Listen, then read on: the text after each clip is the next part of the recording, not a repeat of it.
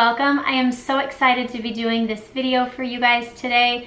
There are so many things that I do at the beginning of the year to just kind of help get myself and my family back on track after, you know, you've got Thanksgiving break and then the kids are in school for a little bit and then you have the whole Christmas break and things just so easily can get off track, and that's okay. Sometimes being off track is okay. Sometimes we need to just chill and, you know, put away structure for a little bit.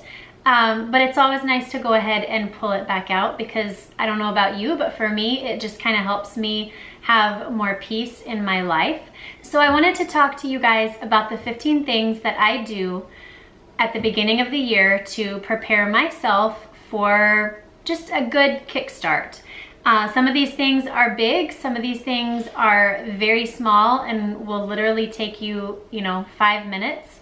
But they're just things that help me to wake up on the first day of, headed back to school and all of that, and just kind of have a clear mind and know that we are headed in a good direction. So let's get into it. Let me talk to you about my top 15 things to do to set your new year off on the right start.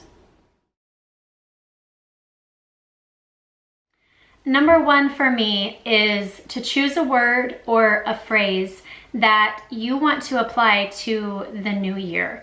For me, I've done both. I have chosen phrases that have just stuck out to me, and I've chosen words. My word for this year is focus. I feel like, so for the past 3 years, a little bit of backstory here for, again, those of you who might be new. We have moved 2 states in 3 years and 5 addresses in 2 years. Some of those were, rentals before buying and all of that kind of stuff. But I feel like, and let me just say, those were all willing moves. Those, it wasn't something that we were forced to do, whatever. It was all our own willingness. But what I will say to that is I feel like that whole 3-year period was kind of more a survival mode for us than actually being aware of what was going on around us. I kind of feel like, each of those little sections, we were just trying to survive and trying to find some kind of structure. And then, once that little section of time had passed, then we were moving to the next place to try to find structure and all of that. And so I just feel like we haven't fully been able to focus, and I wouldn't change any of that at all. It's certainly not me complaining, but I just feel like for me, my mindset has been very different. And so now I finally have a sense of peace that I can move forward and focus on kind of this new chapter. So for those of you, again, who might not be following me on Instagram, a new year is a very different thing for me because my birthday is December 31st. So it's always a way for me to look back on actually my past year and just kind of see the things that I have grown in, the things that I have not grown so well in, things that I could definitely have done different. And for me, it's just the perfect time to set my eyes on a new year, literally. And also for me this year, I am moving into a whole set of new numbers. This is 40, and it's weird. I am appreciative of it. I'm very thankful that I continue to have birthdays, praise the Lord, but it's weird. I don't feel any different. But yet I feel different, if that makes any sense. I feel like there are so many things that I can appreciate over the last 40 years that have made me who I am today. And there are things that I can definitely look at and say, you wasted time on that. And so for me, this is a very new beginning. It's a new beginning into a new chapter, into a new year. It's a very new beginning in a new chapter of age and, you know, what all comes along with that. I will be doing another video that is separate from this that actually goes into what that looks like for me. So if you want to go ahead and check that out. Basically, I just go into more depth as to what that word looks like, what that word will look like for you guys as well with me moving forward into YouTube, and just a much more broad spectrum of the word focus. Number 2, what I have decided to do this year, and this is actually a new one for me, and I offer it out to you as well because I love the idea. I saw it online a couple weeks ago, and I don't know, it was some celebrity that, you know how you have the little pop-up things on the side of your Facebook and it is like different articles or whatever. And I happened to see it, and it was some celebrity that was talking about, you know, New Year's resolutions and all of that kind of thing. But one of the things that they do every year, which I absolutely loved, is they go in and they change all of their passwords for, you know, whether it's Facebook or Instagram or, you know, things that are even more important than that, like your insurance, your, you know, just different things on your computer that you need a password for. But they make them inspirational words. And I absolutely loved that, because then every time that you go in, you're putting these words into your system, you're putting them into your mind, you are, you know, seeing them and focusing on them. And for me personally, I am a very visual person. And so when I have to look at something or write something down, it just means that much more to me, because I resonate with it more when it's literally in my face. And so I just thought that this was an amazing way to just kind of, you know, reassure myself every day, give myself my own personal motivation, and just different words that I want throughout the next, you know, 6 months or a year, depending on how often you change your passwords. But just words that are going to lift you up and build you up and just make you happy. Number 3 is unsubscribe. So after the New Year, after Christmas and Thanksgiving, and during that time where you are buying gifts and planning parties and all of that kind of stuff that goes along with that time of the year, that season, we get so many emails, because a lot of us, we buy online now. And so with that comes, you know, entering your email address and all of that. And before you know it, you are getting bombarded with all kinds of emails that are no longer relevant to you, because, you know, you've bought that gift, you've wrapped it, you've packed it, you've shipped it off. And so you no longer need to be worried with, you know, those emails that are coming through from those companies. And so I will go through and, you know, as the emails come in, and this might take you, you know, a week or two, just because not everybody sends emails every day. But I just unsubscribe from any trash that comes in that is not relevant to what I am currently doing or needing. And for me, it allows a sense of peace when I open up my email, because I'm not having to filter through the things that are of importance and the things that are no longer necessary for me to have in my email. Number 4 is to schedule. So I will sit down on January 1st because that's a day that my husband has off, and we can both just kind of sit and talk and plan together.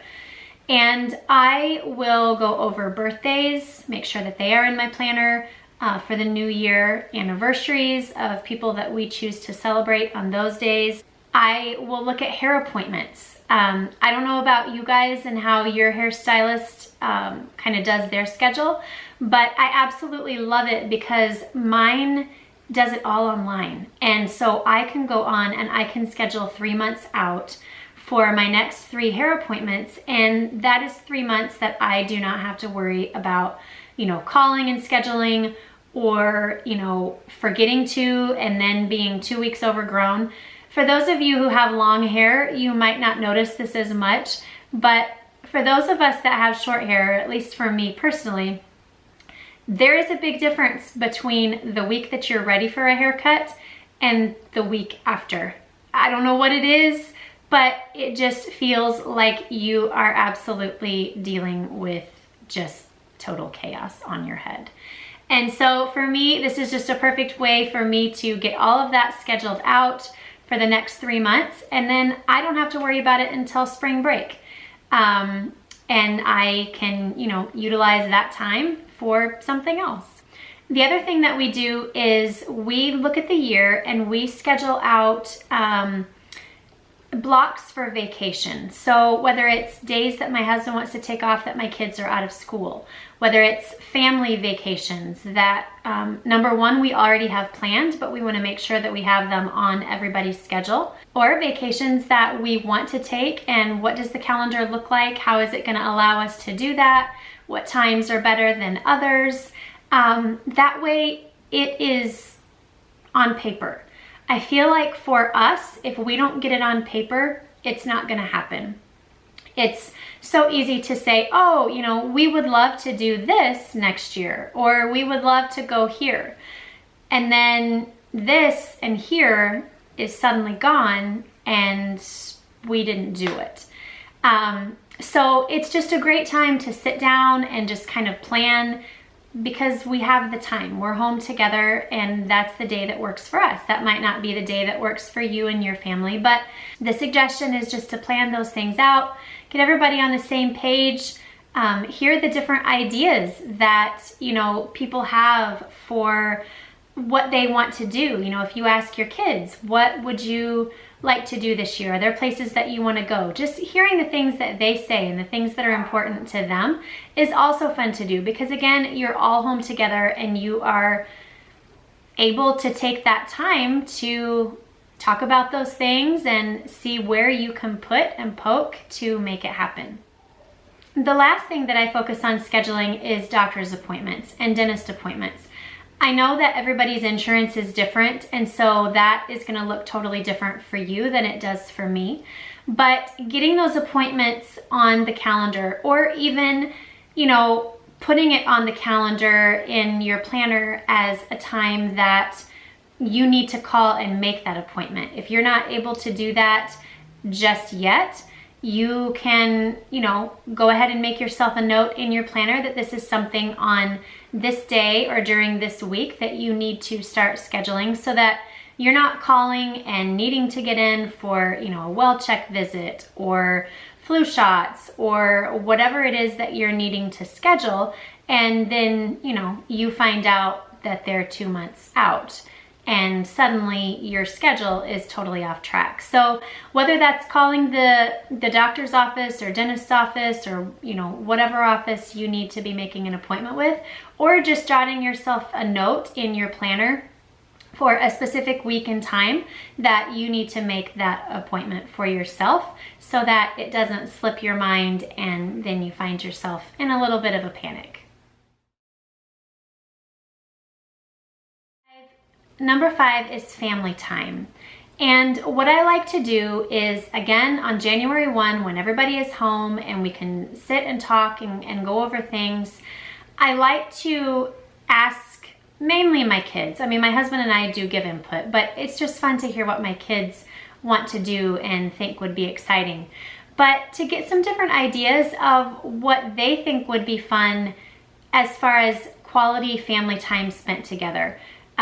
Blocks of time, whether it's, you know, on a Sunday or a Saturday night or whatever time works, to do one thing per month for our family, to, you know, fellowship together, to just unplug and unwind and only focus on each other doing this specific thing.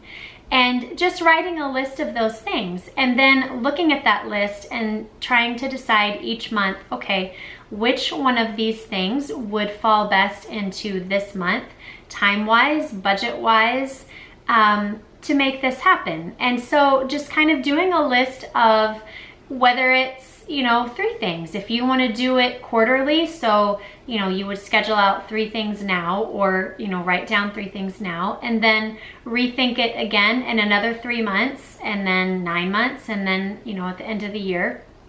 But just basically getting a list from your kids and your family as to things that they think would be great to do to spend time together. And my guess is you will find, which I have found as well, they're going to give you a much longer list than 3 things. And so you're probably not going to have to revisit this in another 3 months, because I'm sure that they're going to give you tons of ideas of what they would love to do.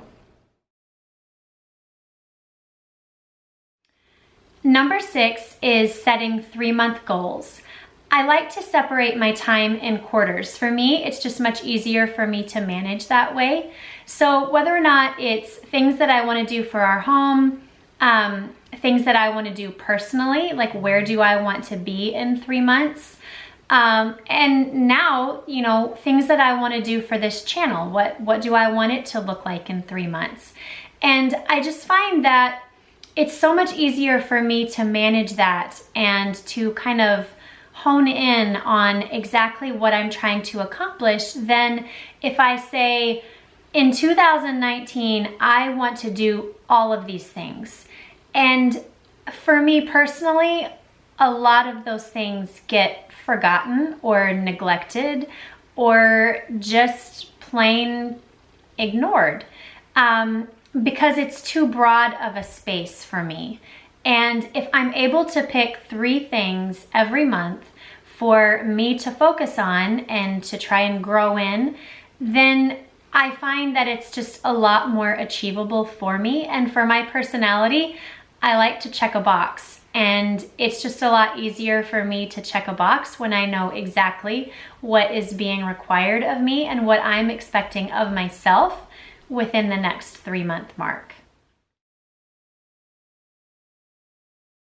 Number 7 is an easy one. And for those of you who do not have kids, this probably will not apply to you, but maybe you're a student, so, you know, maybe it will. Before my kids go back to school, I wash their backpacks. I go and I take everything out. I throw away trash that, you know, isn't needed in there anymore. I find granola bars, you know, whatever. It's a whole.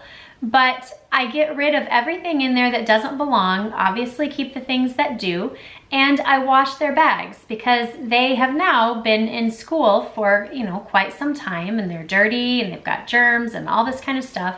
And so it's just kind of a way of also giving them a fresh start to kind of the next chapter. It's just a super easy, fast thing to do. You can have them empty out their bags, throw away all the trash. All you have to do is stick them in the washing machine and you are good to go. They can put all their stuff back in, and on the first day of school, everybody's ready to go and clean.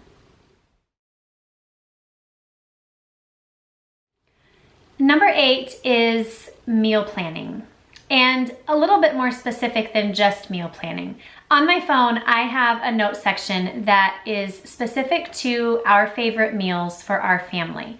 That way, when I am meal planning, I can look at those and say, okay, we had this last week. We haven't had this for, you know, however long amount of time. And it's just kind of a helper for me to not have to think too hard when it comes to meal planning, because I already know the things that my family likes and will eat, and I basically just have to pick from the list and purchase the things for that. So what I will do is I will go back through this list and I will look at the things that we, you know, had written down, or I had written down rather, of favorite meals, and just kind of go through those and weed out the ones that maybe we are really, really tired of, or the things that we liked or we thought we liked, but then it's not my favorite. And just kind of giving that a fresh cleanup as well, so that now into this new year, you can go ahead and add different things to that, and you don't have a combination of goods versus not so goods. And it will help you in your meal planning process, I promise. Number 9 is I go through my closet. I look at the clothes that are currently hanging there and I decide, what have I not worn in either the last year that I thought I was going to wear, or what are the things that, you know, are a little bit ratty or torn or could maybe be a blessing to somebody else. And I just kind of weed those things out. I stick them in a bag. I either donate them to a friend, or I take them to the Goodwill or Salvation Army, or, you know, whatever your donation place of choice is, and just to get them out. That way you are starting the new year with a fresh start. Your appearance is starting with a fresh start. You can walk into your closet, see exactly what it is that you love wearing, not things that, oh, well, you know, if I lose 5 pounds, or if I will kill you, friends. Just keep the things in there that you love and that make you feel beautiful, that make you feel happy. And it's so much easier to walk into a closet, fast grab, put on, go, because let's face it, we don't have time to be loitering around in our closets trying to figure out what it is that is going to work for us today. It's so much easier to walk in and to know that basically everything is going to work. And it just, you know, takes away a lot of the unneeded nonsense that can go along with especially a woman's closet. Number 10 is making a list of habits that I would like to break in the new year. Now, this is something that is more of a monthly thing. I make a list for the year, but I make a list of 12 things. And in that 12-month period, every month, I choose a different habit that I want to break. It might be putting your shoes away when you come in the door, actually taking the laundry to the closet or the drawer that it belongs in, and, you know, not leaving it on the washing machine. Having a clean kitchen every night before you go to bed. Just different things like that. Everybody's situation is going to look different. But having an idea of goals that you actually want to achieve in the new year. And that way every month you are realistically setting yourself up to accomplish something great for you. It's not you saying, in the next 12 months, I want to do all 12 of these things, period. Because I find that, again, just like I talked about previously, it's easy to forget and ignore and not pay attention to when done that way. Whereas if you single things out, it, for me, seems a lot more doable and a lot more achievable. And then I feel even better about myself, and I think you will too.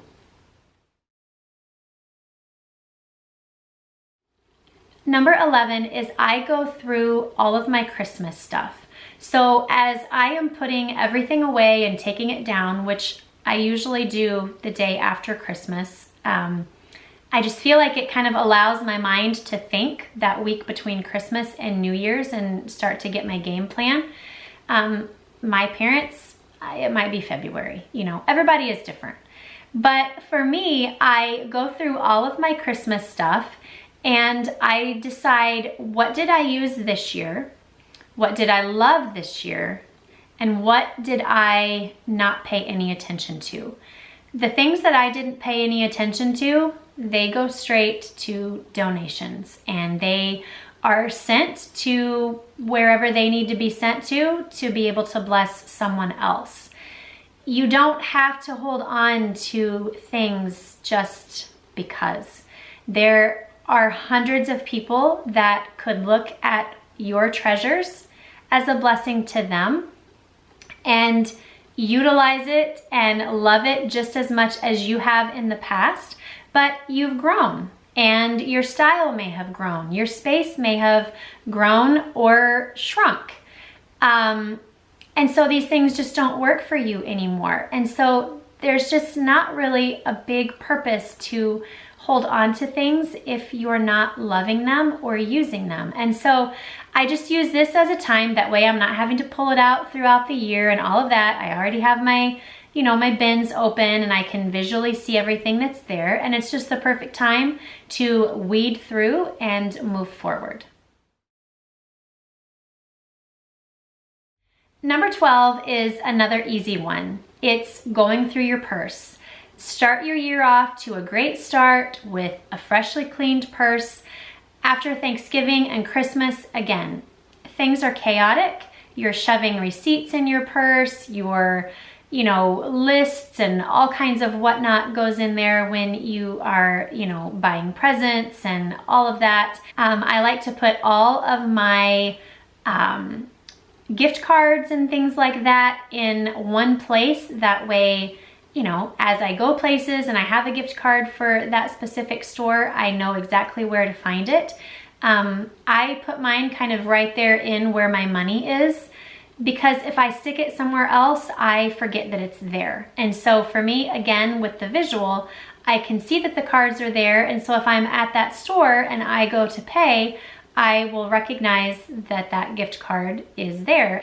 And so just kind of cleaning all of that stuff out and allowing yourself a fresh start, allowing you to feel more on top of things now, like you have it together, will make you feel amazing.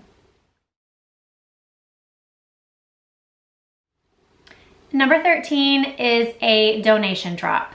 I just kind of go around my house. This is not a spring clean. This is basically a walkthrough and just me kind of taking inventory of things that might be in my house that either I haven't donated because of time, or things that, just catch my eye as, you know what, we really probably don't need that anymore. We're not using that or whatever. Just kind of a clean sweep through the house, through every room. Just, we're not digging through drawers. We're not doing any kind of thing like that we will do later on when it comes to, zone cleaning and spring cleaning and simplify kickoff and all of that kind of stuff. This is just a clean sweep through the house. Put stuff in a bag or a box, and right after you take your kids to school on the first day back, drive right back past the donation place, and there you go, blessing someone else and allowing yourself a sense of peace when you walk in and out of your home. Number 14 is also surrounding donations. So with some of my clothes, the things that are more name brand, like Old Navy or American Eagle, Banana Republic, Ann Taylor, different things like that, I like to donate to a place called ThredUp, and they are online. It's ThredUp, and this is not sponsored. I've done this forever. They take women's clothes and children's clothes. And so the things that are, kind of, and they even do a little bit of Target stuff as well, kind of the Cat and Jack, is that what it's called?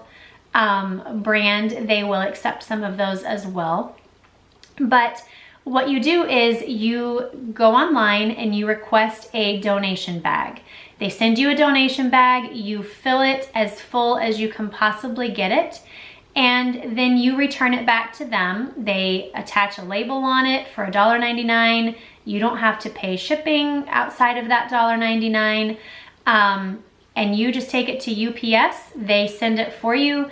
Once it gets to ThredUp, they will go through all of your stuff. They will post it on their website, because basically what it is just a online consignment store. They have new stuff. They have new stuff.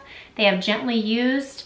And I find a lot of stuff for my kids on there as well, especially summer clothes and school clothes. I guess that's really kind of all there is, but you get what I'm saying. I'm not looking to spend a ton of money on kids' clothes. I'm just not, because they either outgrow it or it gets stained or whatever. And so wherever I can save a little bit, I am your gal for that. And so what I like to do is I go online and I order like 6 or 7 bags at a time. That way it's not something that comes down to me deciding one day to kind of, go through closets and whatever and not having anywhere to put it. I can go straight to my closet, pick a bag, go through the house, fill it up, take it to UPS, and I'm good to go. So that way I just have that on stock. And then what ThredUp does is once your things sell, you get a certain amount of profit for that in-store credit.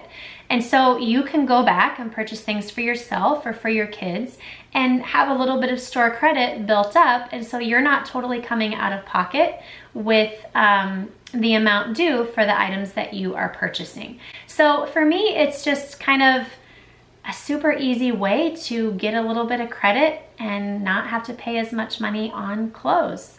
I feel like that is #winning. Lastly, number 15 is I go through my car. Again, November, December, wow. A lot can happen in a vehicle in those 2 months. You are traveling, you're shopping, you're doing all kinds of school events that take place during that time, and you are spending a lot of time in your vehicle. And just like a house, if you don't maintain it over time, it just kind of starts to swallow you. So I like to go through, I like to take everything out that doesn't belong. I like to put things in that might need to go in now that, winter is here, yet really not. Our weather has been crazy warm for this time of year, which is strange. But anyway, putting things in that I might need for, the new season, the winter season, and knowing that I have those things on hand if ever needed. But again, it just allows you to start off fresh and feel like you are in control and you're prepared if something should happen, and you're driving around in a clean ride, and who doesn't get excited about that? Friends, I hope that you enjoyed this video, and I hope that your 2019 will be your best year yet. I will see you next year.